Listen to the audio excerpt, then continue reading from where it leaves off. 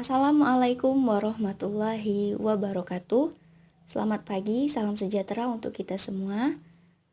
Yang terhormat Bapak Panut Setiono, MPD, selaku dosen pengampu mata kuliah Konsep Dasar Ekonomi dan Geografi, dan teman-teman semester 4C yang berbahagia. Sebelumnya, terima kasih atas kesempatannya. Perkenalkan, kami dari kelompok 12, izin untuk menyampaikan materi kami yang berkaitan dengan pengertian dan konsep sumber daya. Sebelum itu, ada baiknya saya memperkenalkan teman-teman dari kelompok 12 terlebih dahulu. Perkenalkan, nama saya Sofia Lorenza dan rekan saya Putri Anggundita dan juga Nadila Melawati.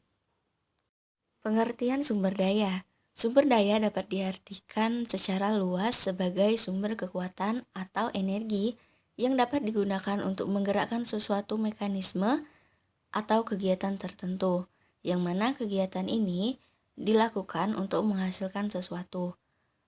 Dalam pengertian umum ini, istilah sumber daya bisa saja merupakan objek dan bukan objek.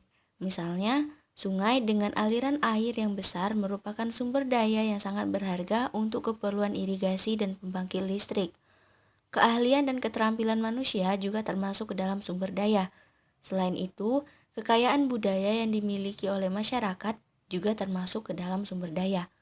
Oleh karena itu, sumber daya sering dianggap sebagai modal dasar yang dapat dikembangkan untuk menambah nilai kehidupan manusia. Yaitu keanekaragaman sumber daya.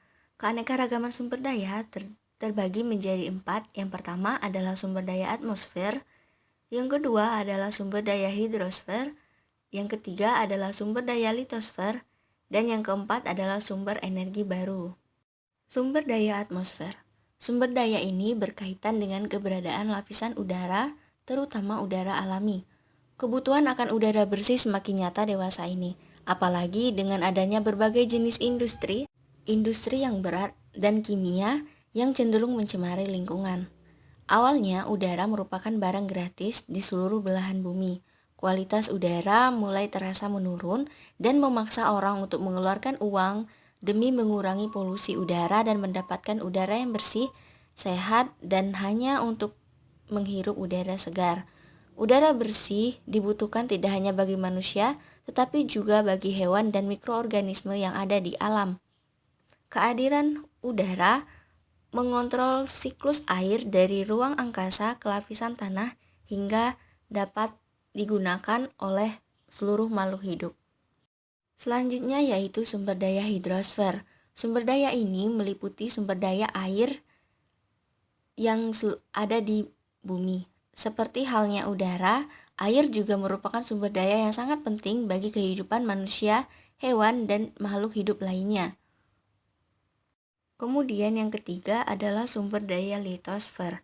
Sumber daya litosfer atau kerak bumi adalah sumber daya yang mengandung semua unsur kerak bumi yang umumnya berbentuk padat. Sumber daya litosfer mencakup berbagai mineral, termasuk diantaranya adalah biji logam, minyak bumi, batu bara, dan mineral-mineral lainnya. Dan tanah juga dapat dimasukkan ke dalam kelompok sumber daya litosfer. Kemudian sumber energi baru. Sumber daya ini adalah energi generasi terbaru dan merupakan evolusi dari aplikasi energi lama yang diketahui seperti listrik dan energi matahari. Energi yang saat ini sedang dikembangkan adalah energi angin, energi pasang surut, gelombang laut, energi panas bumi atau geotermal, energi magnet, dan silikon. Dengan berkembangnya ilmu pengetahuan dan teknologi di atas tahun 2000-an, dapat dipastikan bahwa permintaan energi baru di pasar dunia cenderung akan meningkat. Materi selanjutnya yaitu keanekaragaman sumber daya. Keanekaragaman sumber daya ini dibagi menjadi 3, yaitu yang pertama sumber daya alam yang tidak dapat diperbaharui, yang kedua sumber daya alam yang dapat diperbaharui, dan yang ketiga sumber alam yang bersifat kompleks. Yang pertama yaitu sumber daya alam yang tidak dapat diperbaharui.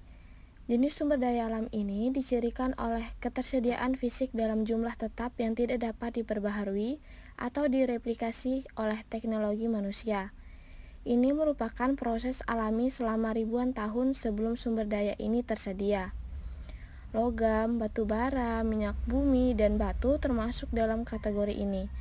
Jadi pada dasarnya jenis sumber daya ini benar-benar habis suatu hari nanti, setelah penggunaan jangka panjang. Sumber daya alam ini tidak dapat diperbaharui, dapat dibagi lagi menjadi sumber daya alam yang dapat dikonsumsi seperti batu bara, minyak, dan gas alam, dan sumber daya alam yang tidak dapat dikonsumsi atau berumur panjang seperti logam. Selanjutnya yaitu yang kedua, sumber daya alam yang dapat diperbaharui. Sumber daya alam ini selalu tersedia dan dapat diperbaharui baik dengan upaya alam maupun manusia. Jadi, selagi manusia dapat merawatnya, maka sumber daya ini akan selalu tersedia. Contoh dari sumber daya terbarukan ini termasuk energi matahari, angin, hutan, perikanan, tanah, dan kemangi pertanian. Dan juga sumber daya air ini termasuk dalam jenis sumber daya alam yang dapat diperbaharui.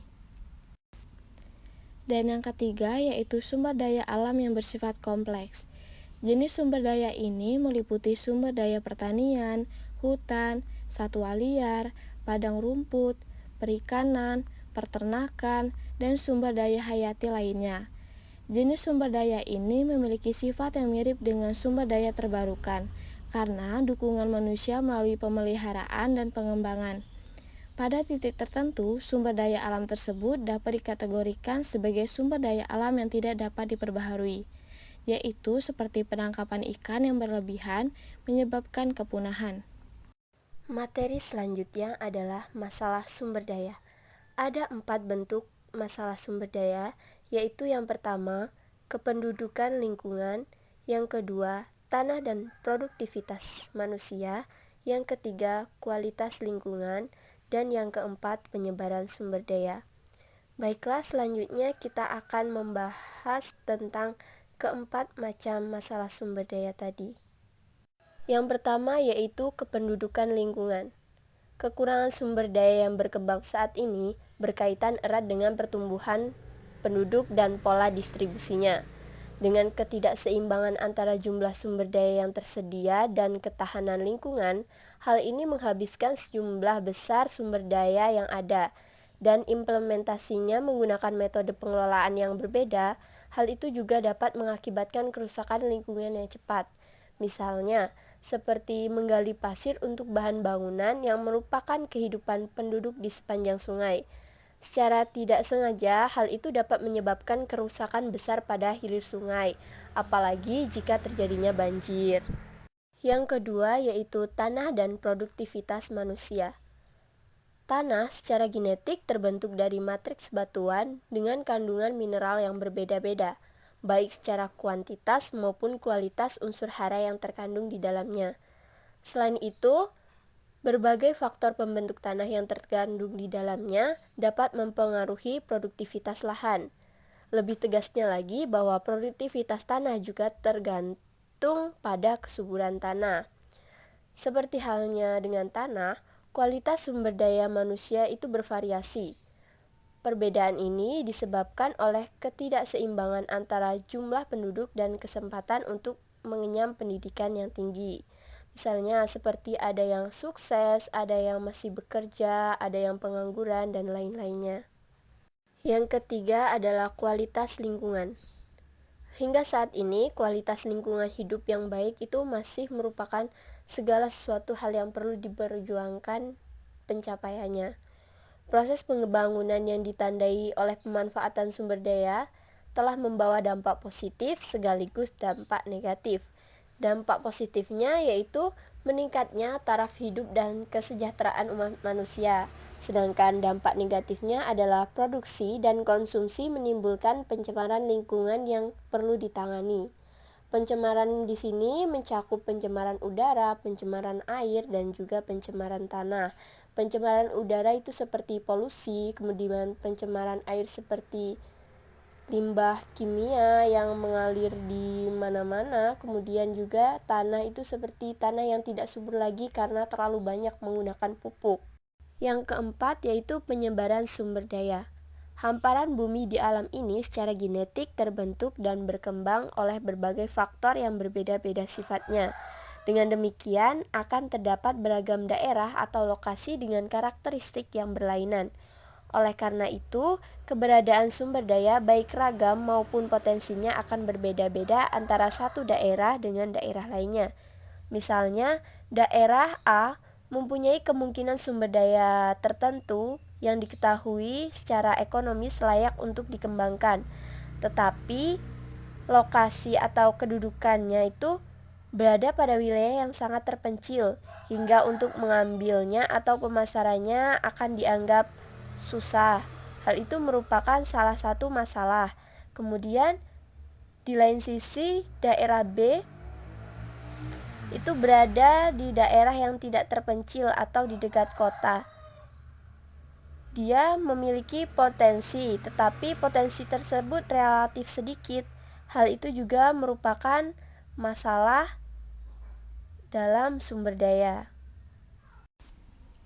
Materi selanjutnya yaitu ekonomi sumber daya alam dan manusia.